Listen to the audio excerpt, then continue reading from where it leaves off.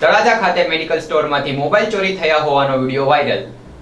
તળાજામાંથી અવારનવાર મોબાઈલ તેમજ બાઇક ચોરી થયા હોવાના અનેક બનાવો બની ચૂક્યા હોય ત્યારે ફરી એકવાર તળાજા શહેરના ગોપનાથ રોડ પરના એક ખાનગી હોસ્પિટલના મેડિકલ સ્ટોર પરથી ગઠિયો મોબાઈલ ચોરી કર્યા બાદ ફરાર થઈ ગયો હતો અને ત્યારબાદ મોબાઈલ ચોરી કરી હોવાનો લાઈવ સીસીટીવી ફૂટેજ સોશિયલ મીડિયામાં વાયરલ થયેલો જોવા મળેલ છે.